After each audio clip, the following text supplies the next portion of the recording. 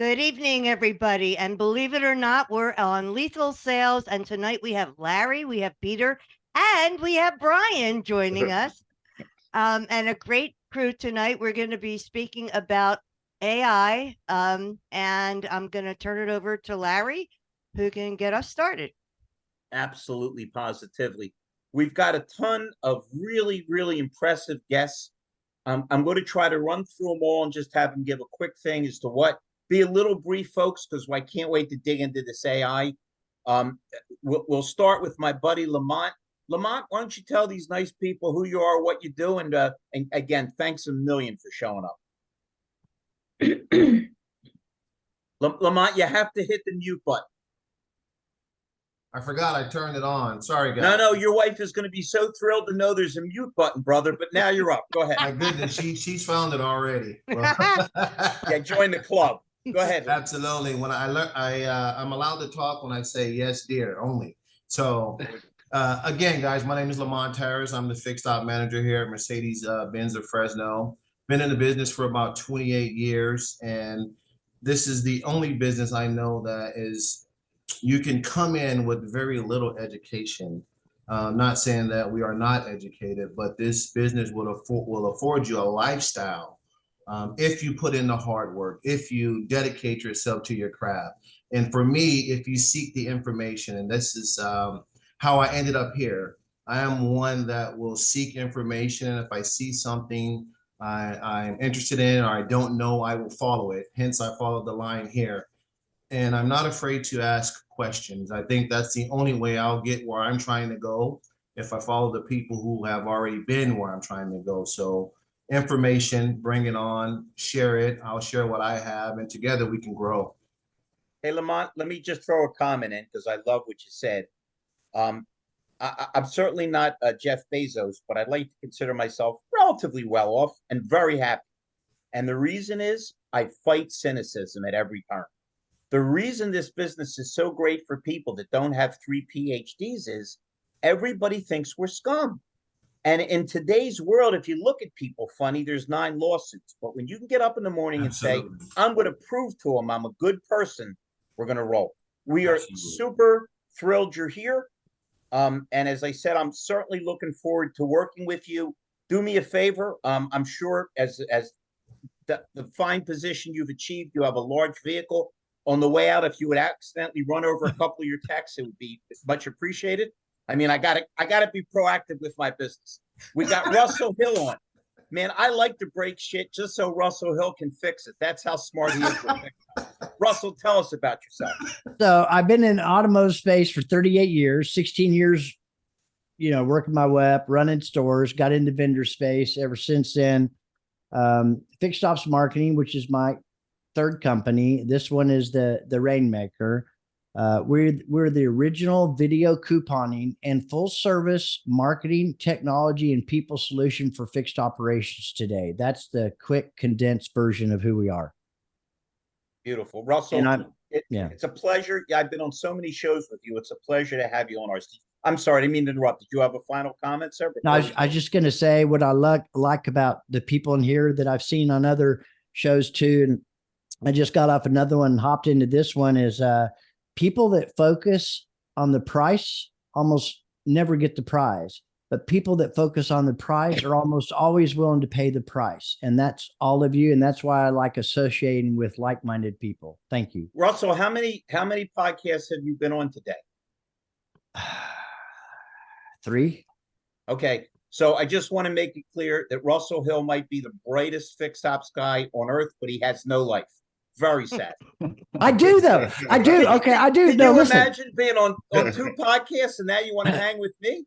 No, listen. That's like going to dinner, Russell. That's like going to dinner with Idi Amin and you find out you're the prime course. Sorry, we heard enough of you, Russell. No, listen, I got to tell you, my wife just retired after 32 years in the car business. And when I'm not doing this, all 3 of my kids and all 4 of my grandkids live within 9.5 minutes of me. And that's where I spend my time. Wow. You are you are lucky. Yeah. Wow, that is we got like hard work. Listen, we're not going down any in terms of intelligence. We got Troy Scheer.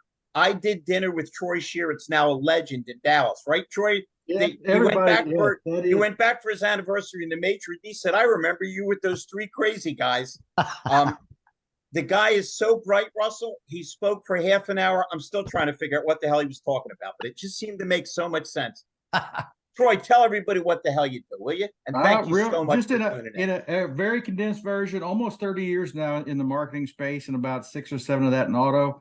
Have worked where a vendor side was with NIADA, and now actually the gentleman who's my marketing manager there at NIADA and I are launching our own relationship marketing program based for dealerships. Actually, as I was sitting here before I was looking at the clock, I was working on our collateral, trying to get all that together. So it's like brand new, but it's from I love it. We're talking about this. It's about, the human relationships, trust, and all of that. And that's what we're really working on with what we're doing. Marketing Intel Solutions, and our program is called Connecting With, and it's going to be just what it says, connecting dealers with their prospects, with their customers, and really helping people understand who dealers and dealerships are as people, not just robots selling cars. And by the way, I know football season's coming. A lot of your bettors do not bet against Troy. If Troy's involved in a project, it's going to be successful. I've seen the guy in action. Right on, Scary. Troy. David, you were kind enough to join our crazy bandit crew tonight. Tell everybody what you do and how you do it. Hey, yeah, I found myself in, with a pretty elite group of dealers, and I'm not in the dealer space as far as an employee of the dealer space, but we do sell services into the dealer space. My name is David Brondstetter. I'm the CEO at a company called Scheer. We provide reputation management services. Most of our clients are in the aftermarket space. So we have about 5,000 independent repair shop clients that utilize our product. But we also have several hundred dealerships that use our product. And as we're enhancing our product features with generative AI, we're really starting to lean more towards the dealership marketplace, because what we find is that, it's all about time and money, right? And how do we help in that space for people who are businesses that are having a really hard time finding employees. And then you've got fixed op managers, service advisors who don't have enough time to do, the money generating part of the business, much less handling things like responding to a customer review, right? So that's, a hard focus for us right now. So I'm trying to get as much information as I can about what's happening in the space, what other people are thinking. So it's an education path for me. Cool. So I appreciate you guys allowing me to be on here. And let any of your dealers know if they need any people, if they need techs, advisors, lot porters, controllers, that the greatest recruiter and least humble in the United States. His name is Larry J. Phelps.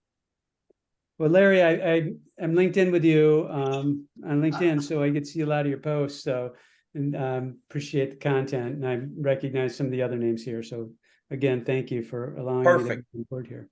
Are you kidding? Right, listen, I'm not kidding now.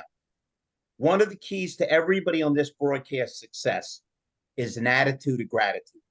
I get up every damn day and I'm glad I'm breathing. I'm glad I got food to eat. I can shake people's hands. I can have fun. So we're more appreciative that you're on than you are. We're thrilled, and any of you, anytime you're welcome. Anything we can ever do to help you, to work with you, endorse you. One thing about our company, when I say our company, my company, Brian Maxwell's and Peter Smith, we don't always have our hand out. We'll help you in a minute. If it leads to money, great. If it doesn't, it doesn't. By the way, one brief announcement. Absolutely. I met Peter Smith on the Auto Hub show. Two terrific Canadian guys, Jeff Polo and Ian Nethercott.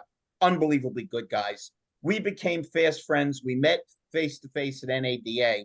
And I'm extremely proud to tell you that Peter approached me and said, Larry, you're getting people hired. So is Brian Maxwell. It's doing great. But what happens when you leave? So Peter and I are putting together, and I mean quickly, a program which will involve long range, getting the managers to understand a little bit more what an asset people are, and getting people to understand that they're running their business within yours without any debt service. So we got things rolling. Brian, you know what Peter Smith does? Brian Maxwell, top-notch trainer. I mean, if you've ever seen the guy in action, the guy is top-notch. Okay. And the only reason I'm not going to tell you that I'm not better than him is he's like 17 feet tall, and I don't want him beating him up when I meet him in a soda con. That was $20 well spent. Thank you, Larry. That was $20 Problem, well brother. spent. And notice I got cash from him and not a check. Yeah. All right. Mike, I didn't forget you, my brother. But we got Joshua Taylor on. This guy's so sharp, like he can cut diamonds. Joshua, tell these folks what you do, and thank you so much for joining us again. I appreciate it, and you mentioned it early on. I'm here to learn as much as I am to potentially speak if I'm called upon. I'm Joshua Taylor. I'm working with Russell at Fixed Ops Marketing. We're a growth mindset company looking for growth mindset automotive leaders. We're selling revolutionary automotive software in the fixed operation space. So you're trying to find forward-thinking owners, correct? Correct. So it's Russell. Why didn't you ask me earlier? You know I love you and Josh. I'd give you the best advice. When you talk to the owners, just ask them if they have any children.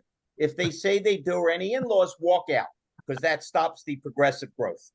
I'm sorry, Mike Larkin put me up to saying that. I would never Mike, say I don't believe that, Mike. Did you put him up to that?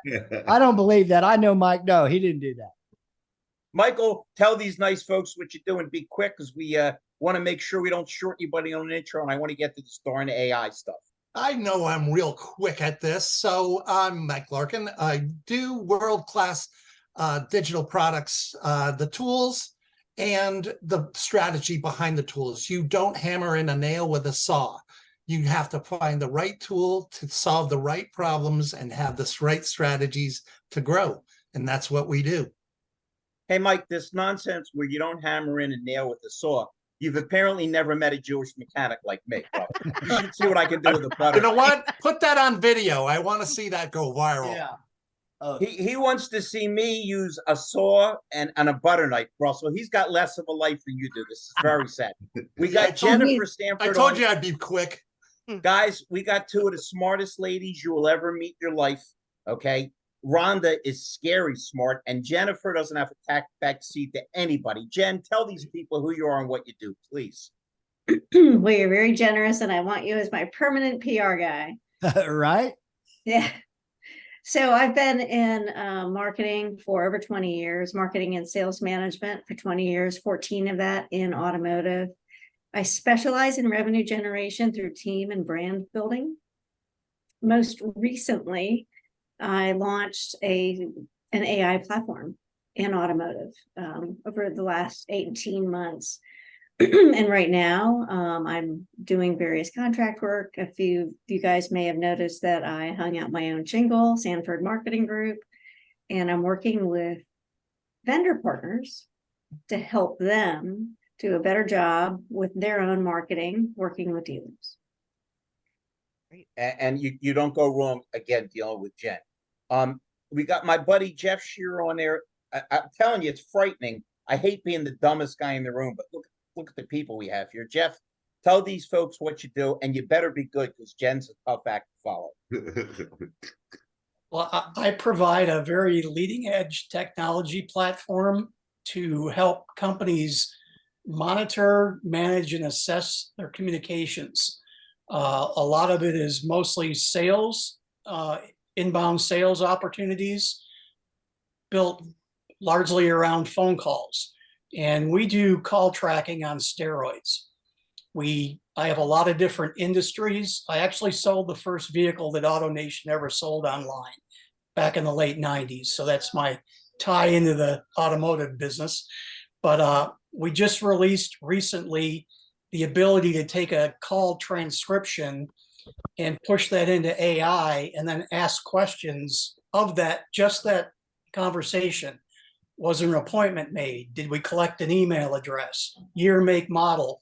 Things that a lot of agents don't put in, or they put on a sticky note that flies out the window on Friday afternoon. Mm-hmm. And so we monitor all that. We provide real-time alerts and notifications to take action today, because I want to strike while the iron's hot. And my motto in everything that I build is no dead ends. If somebody took the time to dial your number, and it wasn't a robot, because we can filter those out too, but if they took the time to dial your business, we're going to make sure that you don't drop the ball at the phone. So all And the let me- marketing stuff that everybody does, we make sure that that marketing pays for itself.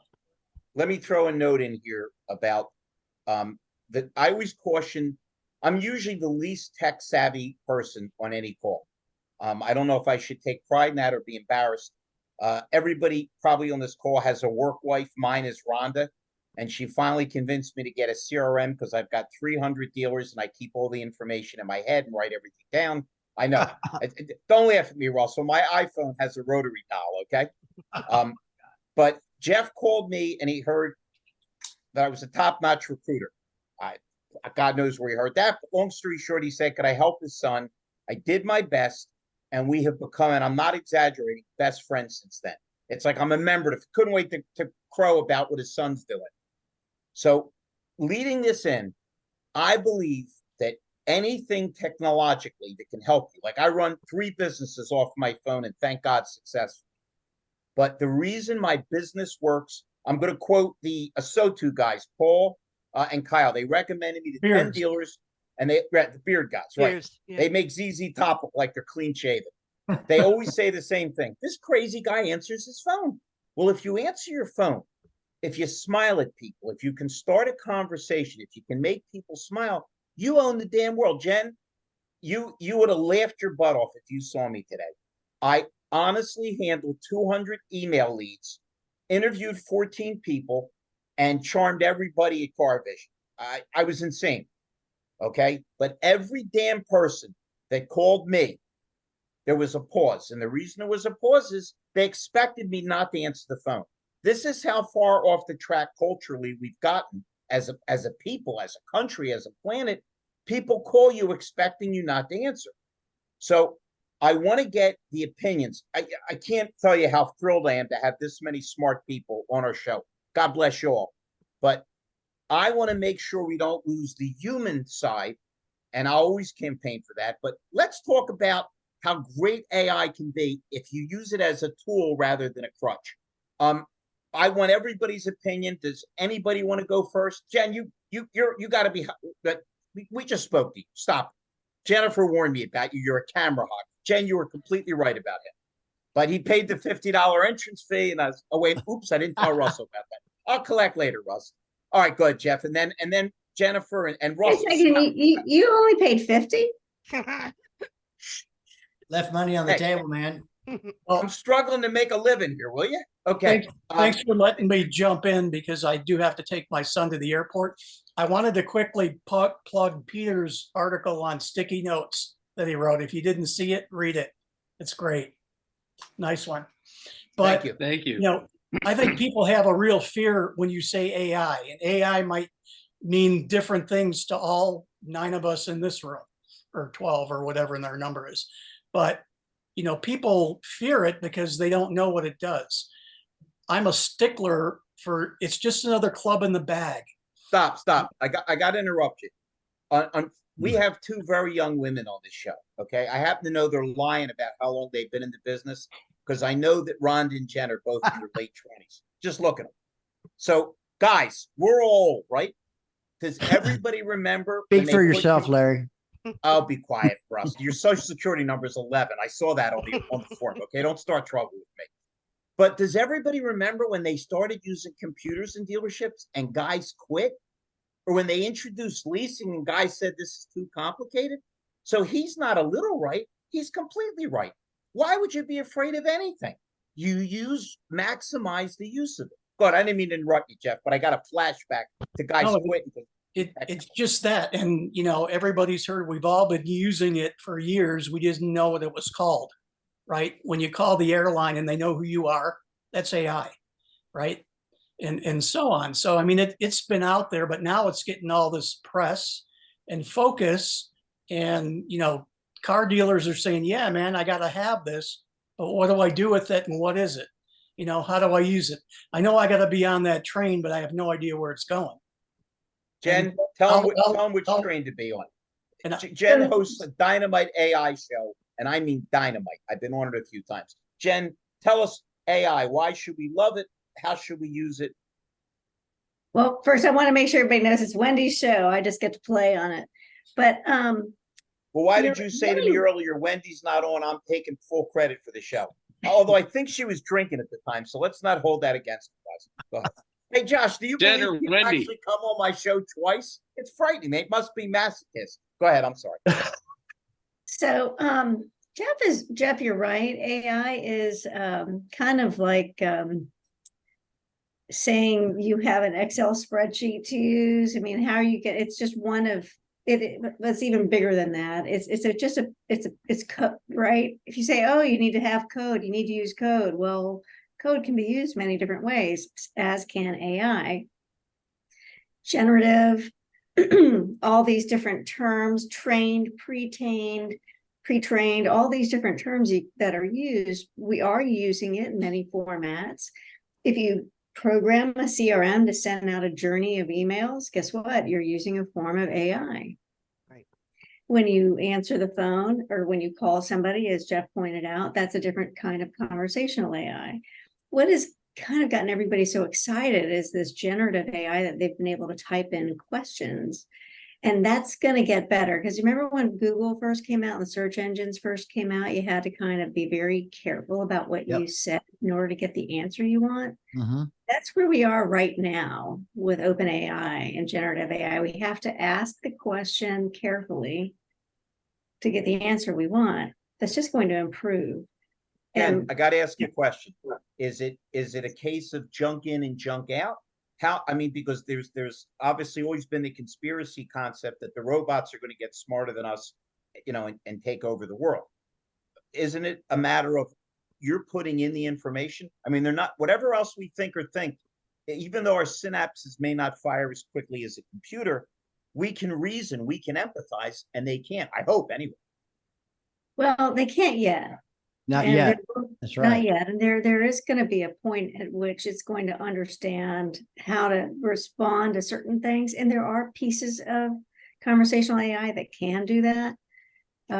There is some pretty interesting stuff out there. I could just pollute your email with links to millions of articles out there on the topic. But the fact is, every time you talk to a vendor who's pitching AI, you need to make sure they're answering the question, what solution That's right. are you providing that AI is in? Because really, it's just a tool being used to incorporate and improve an existing system. And if you need to solve a problem and you're talking to one of these guys that's selling you something that's really cool, you may want to ask your current vendor, hey, do you have this? Is this something you can do? The biggest challenge I'm hearing everywhere across the board on AI is not how do I use it? It is how does it integrate with what I have? And there are a lot of pieces of software out there. And Lamont, you're probably dealing with some old legacy stuff that doesn't integrate well with something else you want to use. That's the biggest problem. These new AI companies come in and they don't integrate well with the legacy platforms. Wendy, that was going Hold on, before Lamont rebuts you, because I can't wait to hear his thought. Let me say one thing. Isn't that a general problem with all dealerships with communication anyway? Me and Brian Maxwell were laughing about how many times somebody's given us a giant check to go to their store. And when we get there, they go, oh, are you here this week? Or when the BDC doesn't communicate the sales desk, or the sales desk doesn't, or service doesn't communicate. Lamont, what are your feelings on this, my buddy? You're running a Mercedes. It's an upscale. There's technology out the wazoo. What are your feelings with AA and integration and problems you faced and solutions you're trying to come up with? Well, that's exactly why I'm here, my friend, looking for the answer. I currently don't utilize, well, unknowingly, I know there's a lot of AI going on in the background with some of the things we use, but I don't currently have any AI working for me in my dealership. I do have some challenges and some things that I would like to accomplish, and I believe AI some way, somehow can assist me in this, whether it be reaching customers, improving processes, and like she said, integrating with some of the things that we have. But my current place in AI is learning more about it. And again, what is it? Where can I use it? And how can it benefit me and my team? I know very little about it at this point. Can I wait, Pete, Lamont. before you jump in? Can I make you feel better, Lamont? Because I heard from our mutual friend that you're just about the coolest guy around. Here's the beauty. I don't care if AI becomes the greatest thing since whipped cream, it still can't do a walk around on a car. 100%. 100%. All right, I'm sorry, Peter. And then if we can, let's get my man Troy Scheer in there. This guy's crazy smart. So just quickly, in preparation for tonight's show, I did a quick poll out there to ask people if they were using AI to their knowledge in dealerships, and specifically asking them if their vendors had come in and saying we use AI and that basic thought process. Now, 43% said they use it in sales. 14% said that they use it in service. Nobody uses it in parts. And 43% said that they use it they don't use it at all.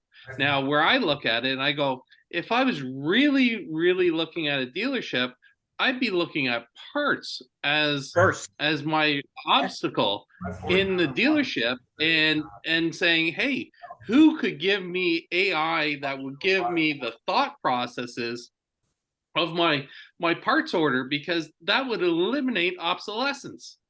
And I could turn around and I could maximize the speed of my service department.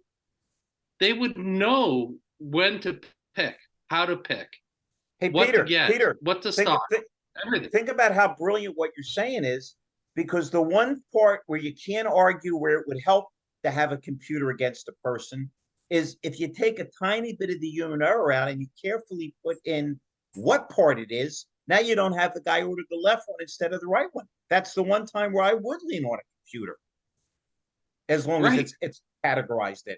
Troy, what are your feelings on this, my buddy? And then let's get David. David looks like he's got a thought crossing his brain. I can see it. I think one of the things that Lamont and Peter said, it's about utilizing it for processes is great to increase efficiencies and do those things that are going to help you as you want to create that that experiential relationship. If you're using it strictly as from a sales perspective to replace, the salespeople are using it to replace the human interaction, that's a mistake, because you're just not going to have the same kind of interaction that you can. But on the back end, like you said, understanding parts or what's going on, what's happening, that you can get more information faster across a multitude of things, from inventory, parts, sales numbers, all of those things, being able to get that data and then make decisions on it on the back end. That's where it helps speed up the processes, makes you more efficient, makes less mistakes in terms of knowing, hey, this is when we need to order these parts, or this customer has this across 15 different dealerships. That way you've got that anytime that one customer reaches any of your brand of rooftops, now you can do what you need to do, and you're not going, okay, well, we don't even know who this person is. Did everybody hear what my man Troy said? The number one complaint at dealerships isn't that we rob them or we're mean, it's how long things take. By the way, I'm so excited to see all these new faces. You know who I've neglected and I love him? My man Brian Maxwell. Brian, before we jump to David, give us no. It's he's been in the witness protection program. We finally got his butt back here, and I'm ignoring him. Oh, brother, I'm listening after a 2-week hiatus. I'm just listening to everybody, and I was listening to what Troy said, and I was going to kind of back what he said. I think a lot of people are in love with the term AI. Most people don't really understand the functionality of it. It's like Jennifer said, getting it to integrate. If you're in the parts department and it's got to integrate with I don't know what they use, like NetSuite or some of the other stuff that parts departments use as far as maintaining their data and integrating it.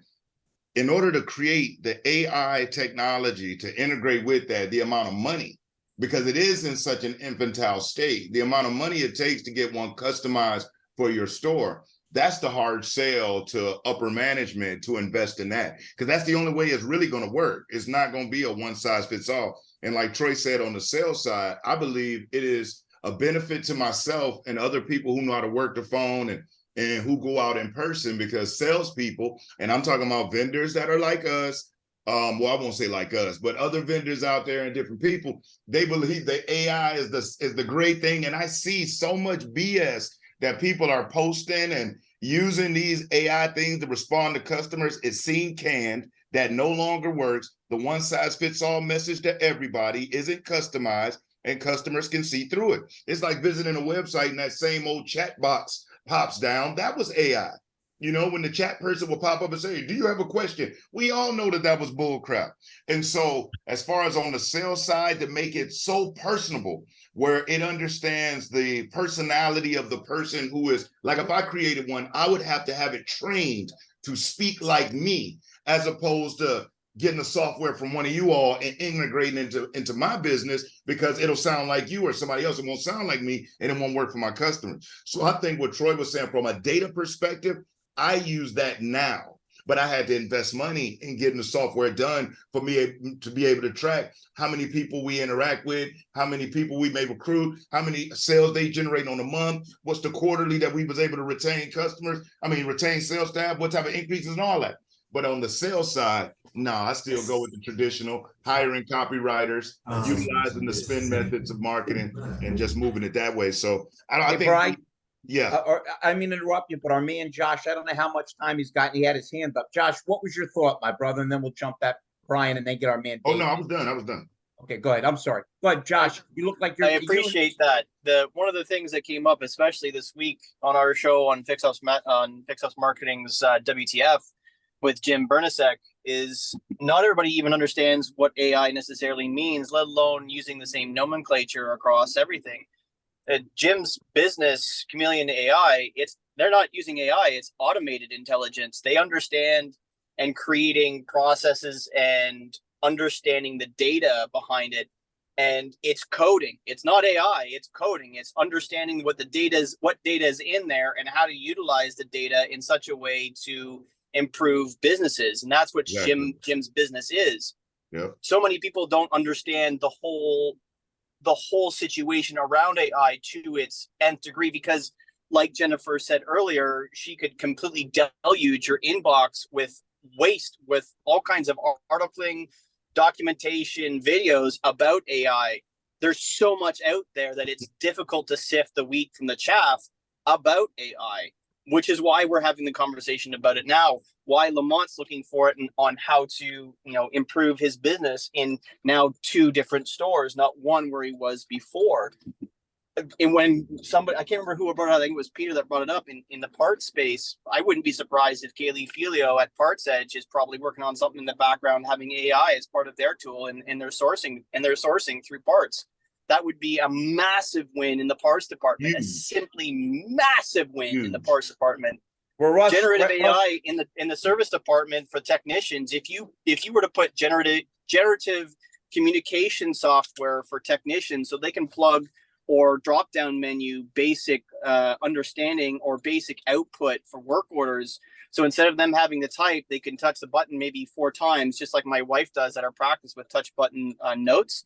They could have a full-fledged story generated for them, and they could walk away. That would save them minutes on every single work order. That's pure gross that they're going to save. But again, going back to understanding, folks who don't necessarily understand the full scope of AI also don't know or understand the full scope of what it costs to actually create anything AI. If I understand correctly, about 6 months ago, OpenAI was burning $1 million per hour in pure AWS fees, just in data fees. Think about that for a second. Josh, $1 million an hour. Josh, you've got that wrong. That was my wife on a shopping trip. The reason I'm working so hard these days. Hey, my girl Wendy's here. Wendy, we are so glad you're here. Jen was talking you up and giving you credit for your Dynamite AI show. We've had a lot of opinions. Nobody sharpened her with BDC. What do you think's next with AI? What do we need to beware, and what should we embrace? Oh gosh, that's a loaded question. He's trying to trick you. He's trying to trick you, Wendy. Be careful. Just say yes. Yes. Yeah, that's what's next. Really, we just nailed it today and we nail it every day. And I'm so thankful that we have so many people joining in on that call, so many people with so many different perspectives. And I think the important part is whatever we do, we got to remember the human side. And that's the glue that's going to hold it all together. And then for Amen. the record, I want to address Bye, something. Joshua. Jennifer was talking earlier, and you all may be aware of this, but there already is a conscious AI that Google has now called Lambda. And I'm not sure if you've looked that up. They already have a conscious AI. They just kind of been keeping it in quarantine, but they already have a machine that is awake and is self-aware, which is scary that they've been keeping it so contained. But if you research it, you'll see Lambda has existed probably for a couple of years now. And like we say, the conversation of AI are great, but man, it is so much that goes behind it to even think about it. We just now getting dealerships to embrace CRMs 100% across the board. Think about how long that took. And so now, the AI thing is going to come, which is even scarier. I don't think we really have anything to worry about from a vendor side and from a technology side, which Lamont was looking for. I mean, really, it's going to guys like Josh and them that understand what it takes and require. Those guys are going to be a huge demand. I might need to shift industries real quick, man. So wait a minute. Now I'm depressed, Brian. So you're telling me we have AI that's aware of everything and a president that's aware of nothing. Right. David, you're up, my brother. I got my shot in Mumbai. Go ahead. I told you we'd have fun, David. We like to keep the show moving. Go ahead, I'm my just brother. writing down the one-liners, Larry. Hey, I'm a lead singer, a comedian, and a car salesman. What do you That's expect? excellent. Well, it's an interesting question. Your question originally was tools rather than a crutch. Thinking about it from a dealer perspective, I think finding the places where you're either entirely slow or you're slow or you just simply don't respond at all. And I mean, as much as I think in our space, we hate to admit it, there's a number of opportunities there, at least from a generative AI perspective, that are pretty low-hanging fruit. The website chats, lead forms, info requests, emails asking about features on a vehicle. I mean, right now, even if it's a manual process, anyone can go into ChatGPT 3.5 and type in, give me the features on a 2023 Hyundai Palisade, and it's going to spit them out for you almost in canned form. So, from my perspective, I think, as Jennifer pointed out, there's AI, is two different things, right? I mean, we've been doing AI forever. I think Jeff mentioned that on the call center side. As a former executive who's calling, by the way, Jeff, so you're probably familiar with them. I know them very well. But, AI from that perspective is just simply machine learning. Machine learning with data scientists tuning predictive algorithms. The big splash and the reason that we're all here, quite frankly, is because, some clever folks took that to the next level and, created generative AI. So now, people like us can go, oh, I got this great review, from this customer for a business, and for some damn reason, the business is not responding to the reviews that they're getting. Oh, well, you call up the business and, they don't have time to talk, much less go in and respond to reviews. So, for us, it's like, okay, well, we can do that for you and we can do it in a suggested response and you can go in and edit it, right? But if you think about all of the things that you do or need to do that are consumer facing that kind of fall on the ground, these are all things that generative AI can help you do right now, even responding to an email, a tough email.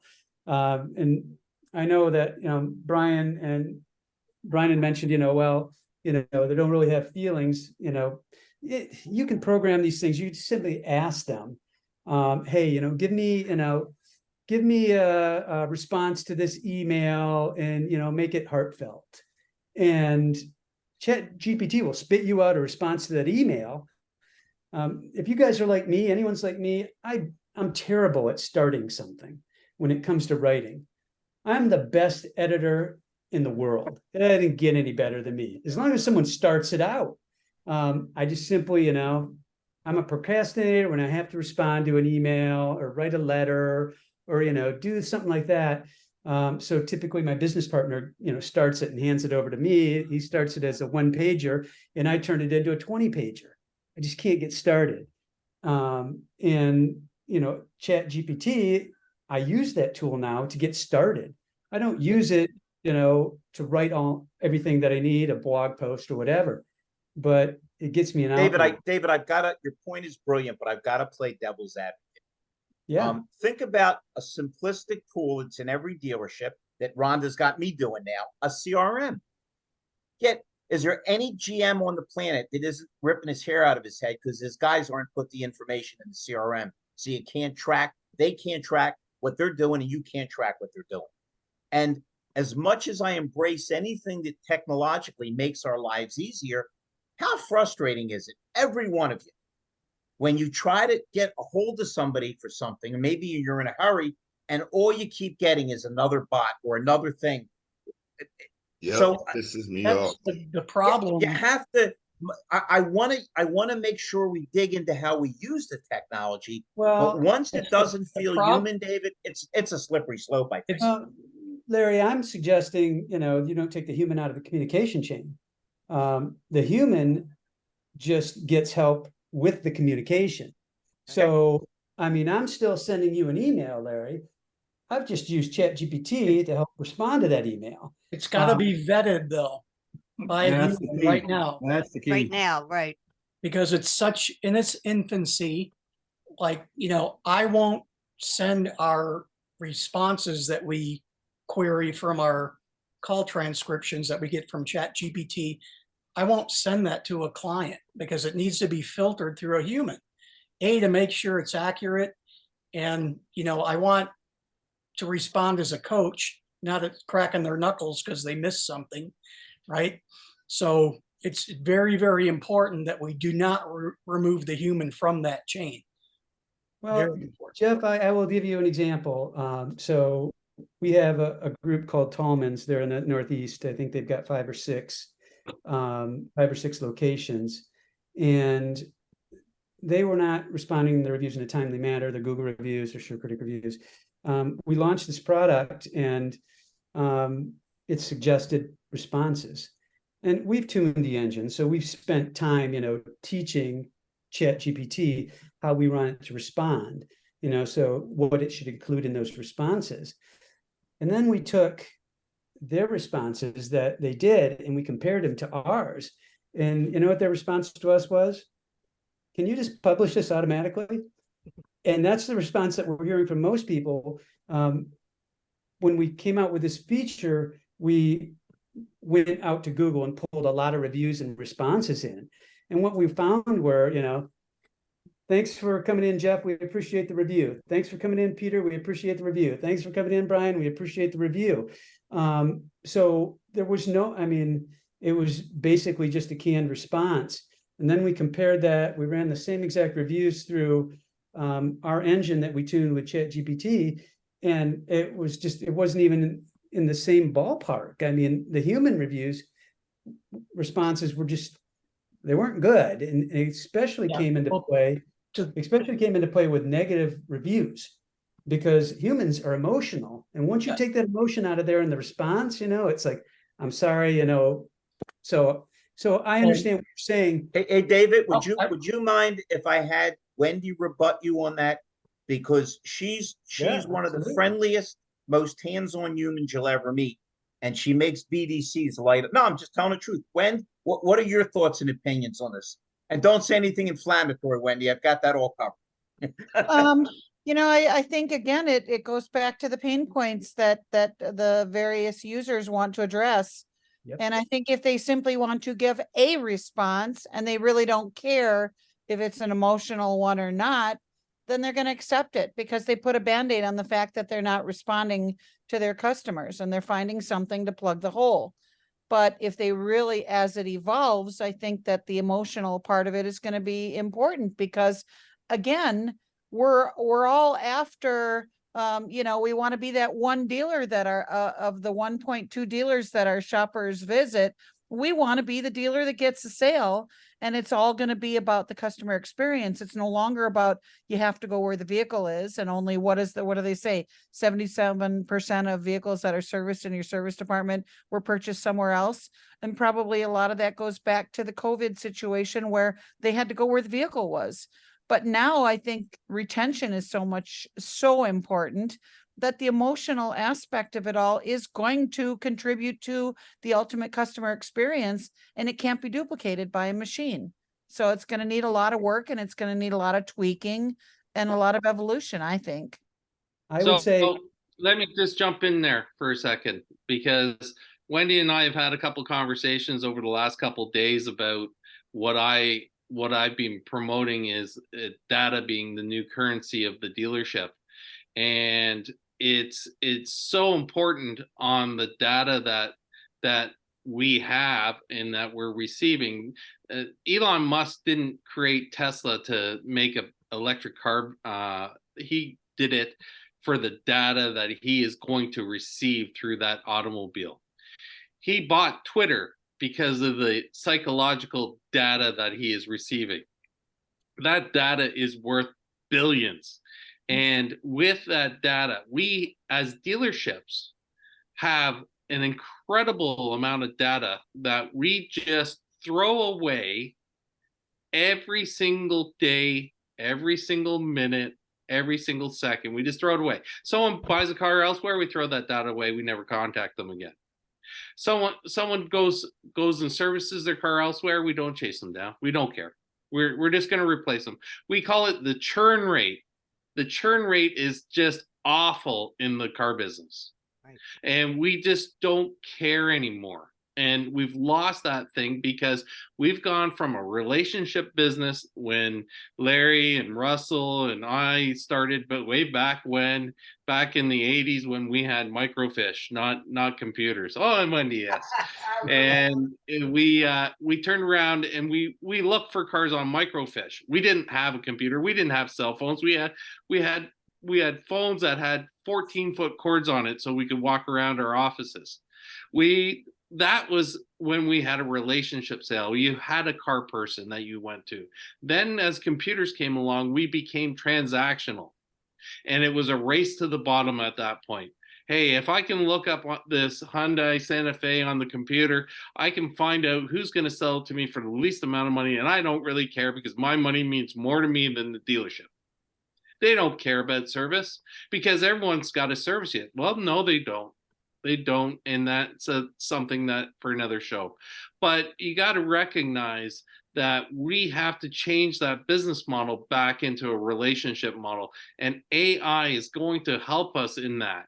AI is going to help us in how we advertise. AI is going to help us in how we service people, how we stock, how we do everything. And we just got to use that data that we collect to be what it is, and it is our currency. Russell, do you agree? Totally, Peter. You're just that's a mic drop. You're so right on. Technology, I just listened to everybody is amazing. Technology to accelerate momentum we already have is wonderful, but to create something we don't have, it can be disastrous and dangerous, and you could run off a cliff. But I recently read that in the next 7 years, it's going to become a $17 trillion industry. Now, if we look at what has happened from 1923 to 2023 in the last 100 years, that's going to happen in the next 5 years. It's staggering. I can't even fathom microprocessors that are 100,000 times faster than the human brain. We have to be really careful. Russell, they say that our iPhones have more technology on the rocket that got up to the moon, the Apollo. Absolutely. My girl Wendy, I didn't mean to interrupt you. My girl Wendy has her hand up. No, so what would be really cool is if they could teach AI to dedupe the leads that come into our CRM so we could clean up the data, right? It's just around the corner. Because I'll tell you guys, the other thing is that, and I hope so, because the other thing is that, like, we're sorry, say hello, Fred. Hello, Fred. Hi, Fred. Hey, Fred. So the other problem is that now I totally lost my train of That's thought okay. here, I get but that way too. I know what Too it much is. Dirty LSD data. back in the 70s. Dirty data. I think so. I have a guy that I talked to yesterday and he showed me his product, and it's so cool because talk about retention. So I do a lot of data campaigns, data mining, retention campaigns. When BDCs are stuck, I'm like, instead of outsourcing or doing whatever, let us boost the traffic and let's figure out what it is and let's fix your department, right? So with those, the lists they provide us with are so ridiculous, so many dupes. It's like crazy. So this guy has this thing that follows because of another one of his products, and many of you probably know who he is, that follow a VIN, that follow the life of a vehicle where it goes. He has something that will show you, like everybody, like when I'm in BDCs and they're like bought elsewhere, or like a dealer told me last week, oh, ABC Motors and DEF Motors are getting all our business. Well, why? I don't know. Well, have you mystery shopped them? No. So do you know where the breakdown occurs and where you lose them? No. Okay, well, this data cleaning that this guy does, it follows, and you know exactly where your vehicles went to. And that's super important as well, because then, like I say, we can take corrective measures as dealers. And when we can figure out what is our local competition doing that we're not doing, and we can get some of that retention. And more so, we can follow the vehicles so that we know if they did purchase, but somewhere else, we can back it up and get that service retention. So that's what we're not looking at. So we have to identify what it is we want to fix first, and then figure out how AI is going to solve it. I got to say something in regards to that, because of these rooms and other ones like it, where Wendy and yours on Wednesday, and the things that we talk about. So an opportunity is not an opportunity when everybody thinks it is. They've already missed it. Okay. So if people aren't, the vast majority of people don't even talk about the things we're talking about. They're scared, they don't understand, or whatever the case may be. And I'm talking about 95% of the dealers out there. We're talking about the 5% that are looking for solutions and how to make this technology work for us instead of against us. There's going to be a lot of people that are going to go off the cliff in the next 5 years. Well, Russ, combine that with the fact, hold one sec, Dave, combine that with the fact that everybody made so much money that they got a little fat, dumb, and happy, instead of thinking, boy, what a great time to retrench and retrain and roll. Go ahead, David.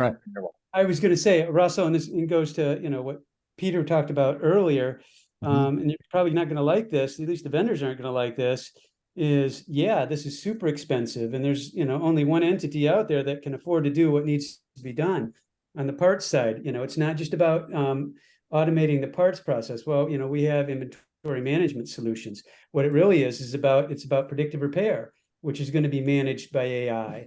And you talk about it already is, don't you agree? Well, a lot of the cars, all the cars have it. The check engine light comes on. It's telling you. That's not predictive, though. That's not predictive. No. Predictive is no, your vehicle is going to break in a month, and I'm going to have the part there. But to your point, this is going to be a $17 trillion business in a few years. The only people going to be able to afford to do what some of these high level things that we're talking about are the OEMs. And when the OEMs start doing it, a lot of vendors who are doing, some other things for businesses are just going to get trampled on, because you're just not going to have the funds. You're going to have, $500 million to spend building out an end-to-end system with a predictive repair algorithm that says that, Peter's vehicle is going to break in a month. I've already set the appointment. AI's already done that. And the part's going to be there, JIT in 29 days. David, but won't that offer us new opportunities when the OEMs screw it up? I mean, I was a Cadillac dealer. Our philosophy of GM was ready, fire, aim. So it's not like these guys are brilliant with, you talk about being non-predictive. Okay. They're not doing, but so I'm with you, Larry, on this. I don't think it's always, it's Google. And I threw a couple of links in to the chat. Two are just really nice, basic descriptive pieces. And another one is about what Google's doing that guy named Tim Hayden gave to Wendy and me. And there's a whole series of articles about what Google is doing. I think Google is going to own this. Well, that's what I'm trying to say, is that the OEM is going to be supplying the data into these LLMs who have these big companies writing predictive algorithms over the top of it.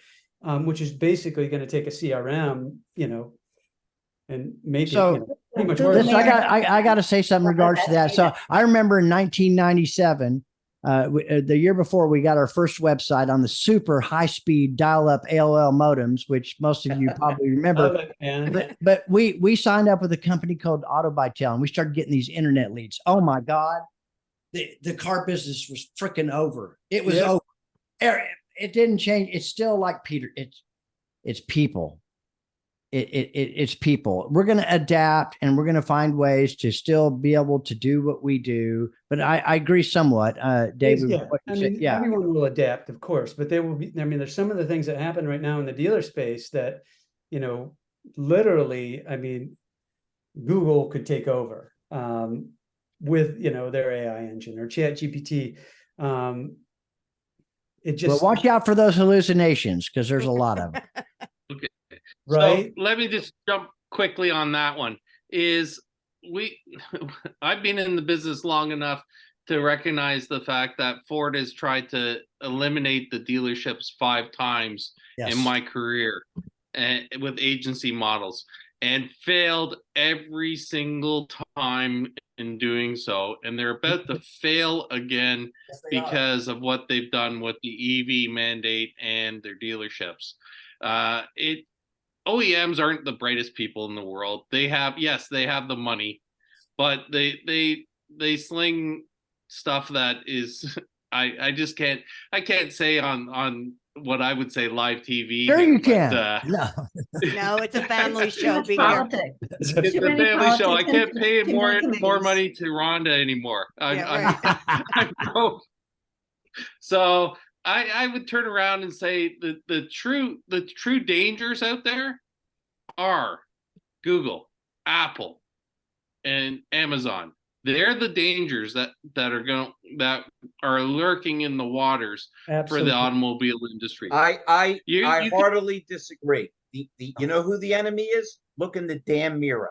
Yeah. Because when dealers start losing focus on what their purpose is, that goes and without salespeople and they all talk a good game. We love our people, we care. Then they cut a guy because he made too much money, or they cut a pay plan and demotivate people instead of giving them 2 cents more and getting them to produce 10 times more.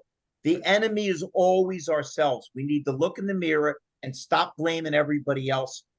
Because let me say this to you: you go into any dealership on the planet. There's a guy making up 200,000 and a guy next to him that goes, "This place sucks. I can't make a living."